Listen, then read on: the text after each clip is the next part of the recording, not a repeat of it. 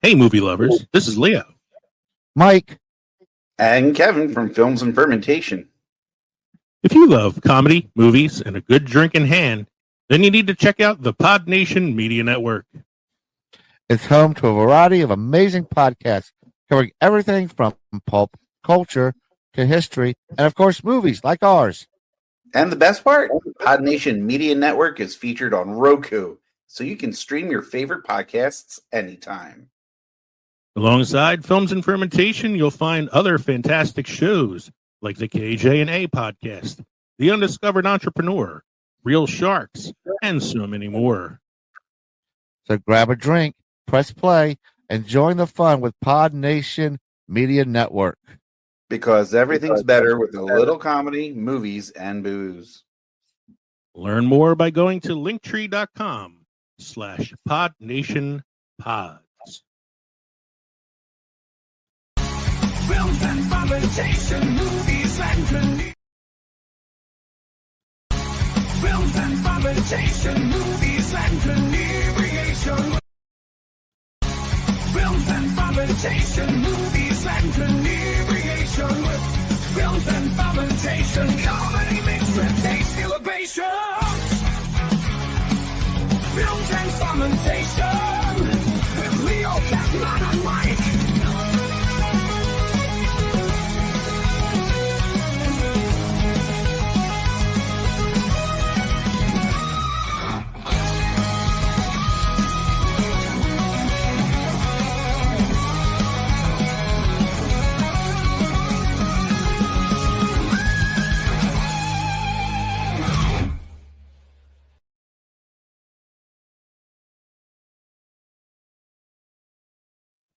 Everybody, welcome to Films and Fermentation. I'm Leo. This is Films and Fermentation, a movie and alcohol podcast. The number one pop culture podcast on Good Pods and the number one beer podcast on Good Pods. I am on my own tonight. This is being recorded on Black Friday. We took a week off from a full episode to celebrate Thanksgiving with our families. And so I'm doing a quick mini pod review that'll be released this coming Tuesday. Tonight, I'm going to be reviewing 3 horror films that I've seen recently that I've been meaning to talk about and just haven't had a chance to. So I figured this is a good week to throw out a little mini episode review where I can tell you about the 3 films that I've seen recently: The Long Walk, Weapons, and Frankenstein, a new Guillermo del Toro Frankenstein that's currently on Netflix. You can contact us by sending an email to filmsandfermentation@gmail.com. or visit linktree.com/filmsandfermentation to find all of our social media and podcast links. You can get some discount codes currently on Linktree. If you visit there, we have discount codes for BarkBox. Right now, you get 50% off your purchase with our Linktree code. Remember, we are an independent podcast. You can support us on Patreon for as little as $1 a month by going to patreon.com/filmsandfermentation, or you can text us at 904-867-4466. Now on to the main business of this evening. We are going to be looking at 3 films that I said I've seen recently, starting with The Long Walk, based on the Stephen King story, starring Mark Hamill.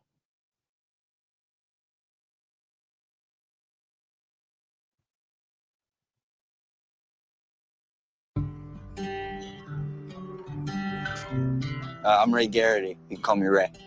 Primo Freeze. Hank Olsen's the name. Walking's my game. I ain't many that are built like me. I'm the last of my kind. We did the very first long walk years ago to inspire everyday people. Smile, boys. You're on candid camera. Man, you gotta not think about the things out of your control. Think about your plan. Personally, I can't stop thinking about all that money. You'll never find another like me. I'm the last of my kind. Warning. Okay, just keep walking. That's right. Just keep walking. Yeah, that's it, kid. That's it. Second warning. Third warning. It takes heavy sack to sign up for this contest. I'm not going to go through the whole rule book, but it boils down to this. If you fall below the speed of 3 miles per hour, you get your ticket. Walk until there's only one of you left. Who's ready to win? Yeah, it took me a while to realize the truth of this. This is walk or die. You'll walk as long as you can. But sometimes the body won't listen. For some, your heart will stop. For others, your brain. And the blood will flow suddenly.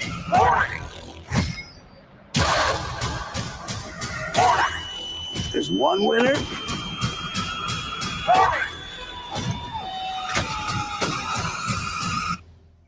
And no finish line.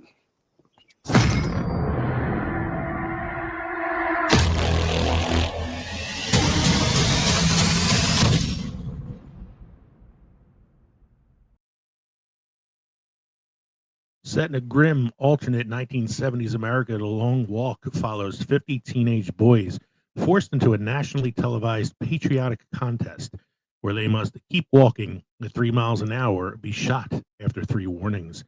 At the center is Ray Garrity from Maine and the slowly forming camaraderie and rivalry between him and the other walkers as they trudge through small towns lined with cheering crowds. Overseeing the whole thing is Mark Hamill's chilling major, a smiling avatar of state violence who turns this endurance test into a national pastime. The movie absolutely nails the bleak King-style dystopia.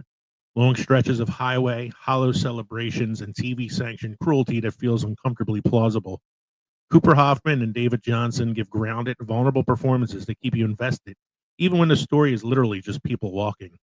And Hamill's major is a fantastic bit of casting, equal parts showman, bureaucrat, and boogeyman.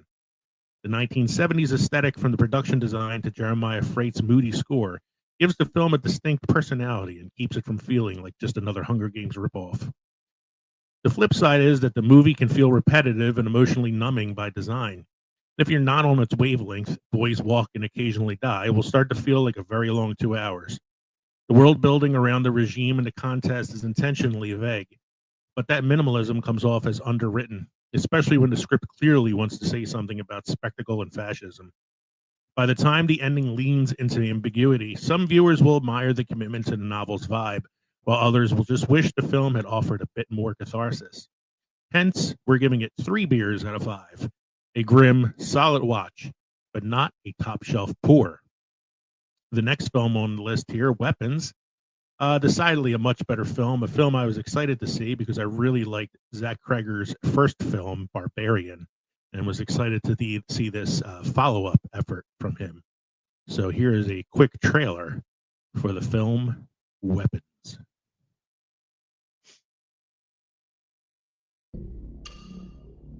Mr. Graff, I can understand your passion, and I don't mind having these conversations with you because, God forbid, if it was my child, I'd be demanding answers too. Those kids walked out of those homes. No one pulled them out. No one forced them.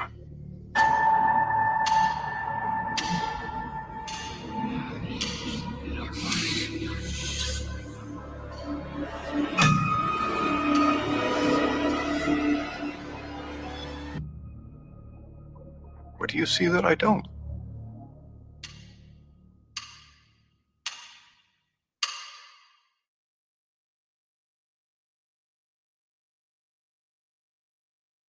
Zach Cregger's Weapons is a sprawling, interwoven horror mystery centered on a small town rocked by the inexplicable disappearance of an entire school class at 2:17 a.m. one evening.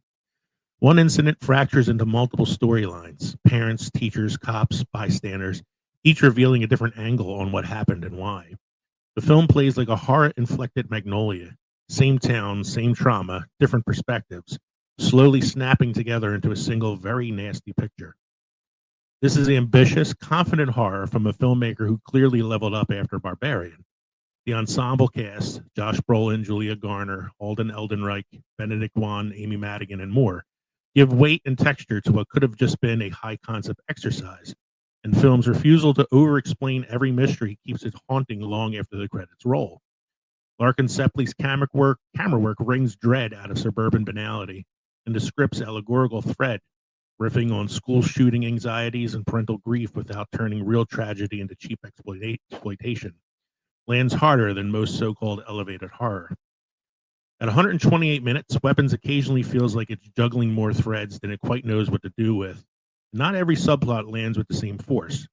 The finale in particular has divided critics. Some love the darkly comic, bittersweet tone, while others feel the resolution doesn't fully cash the emotional checks the movie's been writing.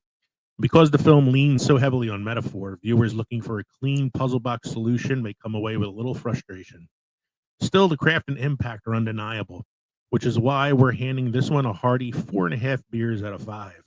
A brutally effective horror epic with only a few dents in the barrel. And that takes us to the last film that I'm going to be looking at tonight, Frankenstein, the Guillermo del Toro version that is currently playing on Netflix. A film that I really wish would have gotten more time in the theater because it is a beautiful, beautiful film to look at and deserved to be on the big screen longer. But I unfortunately only got to see it on Netflix, so that is the version I'm going to be talking about tonight. So here is a quick trailer for Guillermo del Toro's Frankenstein. I am close, closer than ever before, to achieve what no man has.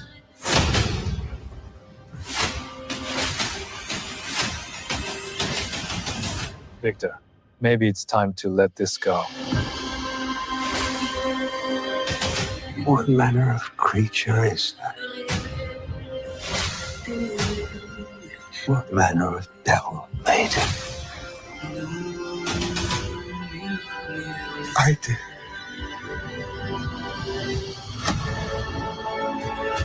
Victor, you're not creating life. You're inviting death into our world. It's beautiful.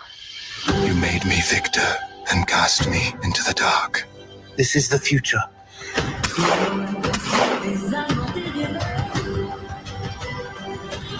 I will find you. He is coming for me to destroy everything I build.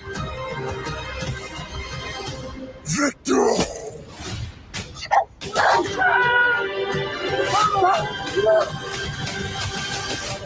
Run.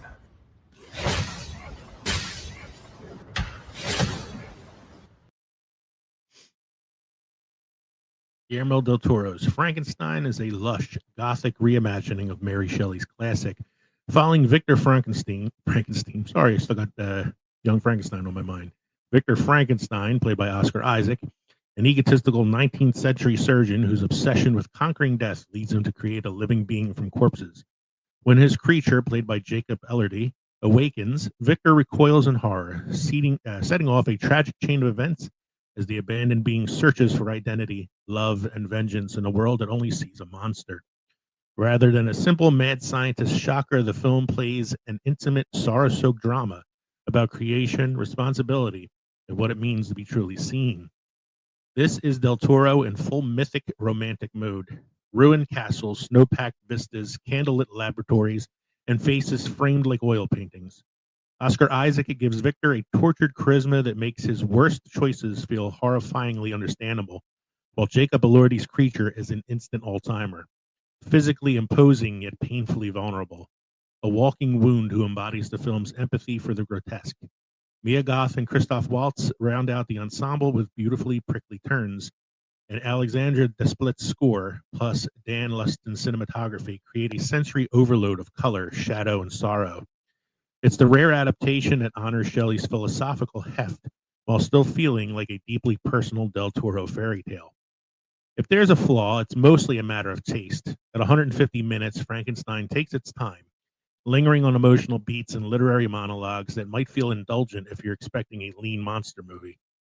The emphasis on gothic romance and theological guilt over pure horror means some gorehounds may leave wanting something nastier. But these are tiny quibbles next to the overall achievement. This is rich, adult genre filmmaking that rewards patience and attention. For us, this is an easy 5 beers out of 5.